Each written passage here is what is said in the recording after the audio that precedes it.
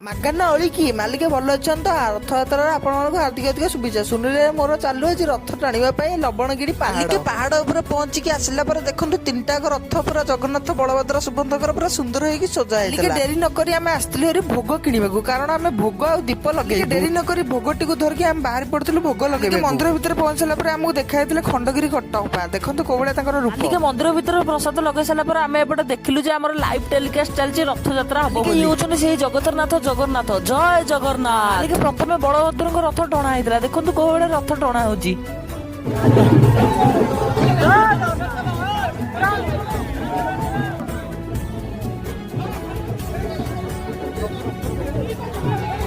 ଦର୍ଶକ ବନ୍ଧୁ ମା ସୁଭଦ୍ରାଙ୍କ ରଥ ବି ପଳେଇଥିଲା। ତାପରେ ଆମ ଜଗାର ରଥ ବାହାରିବ ବୋଲି ବସିଥିଲା। ଦର୍ଶକ ବନ୍ଧୁ ସେ ସମୟ ହିଁ ଆସିଲା। ଦେଖନ୍ତୁ ଆମ ଜଗାର ରଥ କେମିତି ଗଡ଼ିଲା।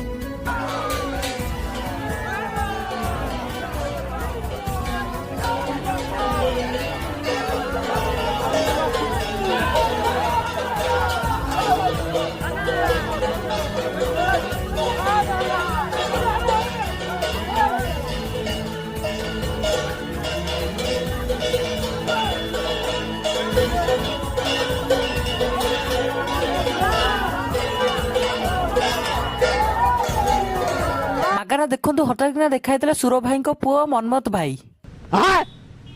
ଆରେ ଏଡେ ବଡ ଟୋକା ଆମ ହିରୋ ମାଲିକ ମନ୍ମଥ ଭାଇ ବି ଆସିଥିଲେ ରଥ ଟାଣିବାକୁ, କାରଣ ତାଙ୍କୁ ନିମନ୍ତ୍ରଣ କରାଯାଇଥିଲା ଏଠାକୁ। ତାପରେ ତିନୋଟି ଯାକ ରଥ ଦର୍ଶକ ବନ୍ଧୁ ତଳକୁ ଆସିଥିଲା। ହାରି ଦେଖନ୍ତୁ ପାହାଡ ତଳକୁ ତିନୋଟି ଯାକ ରଥ ଆସିଛି। ଏବେ ଯିବେ ମା ଗୁଣ୍ଡିଚାଙ୍କ ଯାତ୍ରା। ଦର୍ଶକ ବନ୍ଧୁ ଚାଲନ୍ତୁ ଯିବା, ଆମେ ସିଆଡେ ଦେଖାହବା। ମାଲିକ ଚାଲନ୍ତୁ ଏବେ ଘରକୁ ଯିବାର ସମୟ ହେଇଯାଇଛି। ଯଦି ଭିଡିଓଟି ଭଲ ଲାଗିଥିବ ଲାଇକ୍ ସେୟାର ସବସ୍କ୍ରାଇବ କରିଦେବେ। ଆଗାମୀ ଭିଡିଓରେ ଦେଖାହବା। ଜୟ ଜଗନ୍ନାଥ। ରହିଲି।